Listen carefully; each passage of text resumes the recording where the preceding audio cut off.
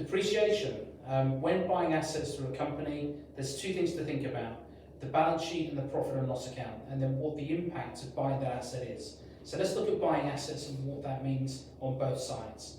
First thing to note, typically in accounting, you'll find an accountant will say to you, there's a limit for depreciating assets, and what that limit is relating to is the value of an asset that you purchase. Often we would tend to suggest you have that set at about £500. So anything below £500 doesn't sit on your balance sheet as an asset, it just is a cost to the company that goes straight through. So by going straight through, what that means is in the year that you buy the asset, you spend £500, and that £500 goes through as a cost and isn't held as an asset for the business. But if you go higher than that, let's look at what that can do. So let's spend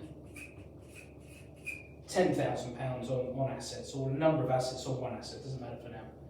Looking at things again here, you'll have your profit and loss account and then your balance sheet.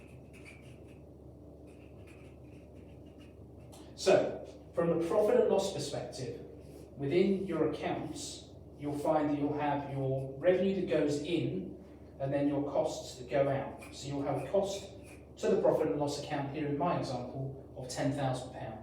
So that's a cost within the business that's deducted from your profits. Within your balance sheet, depending on what the asset is, again, if it's this £10,000 and it's one asset, you'll find here that when somebody looks at your business, they'll see that you have an asset value equivalent to the value of that asset. Now, what happens over the course of time, depending on the type of asset that you have, it depreciates because it goes down in value. Unless it's an aspiring asset like an antique or artwork, again, that's for a different conversation. But looking at normal depreciation, what will happen is your value starts here at the £10,000, and then over the course of time, typically you'll find a term that's used is straight line depreciation. Now, by straight line, it really is a case of it depreciates over its lifetime on a straight line basis.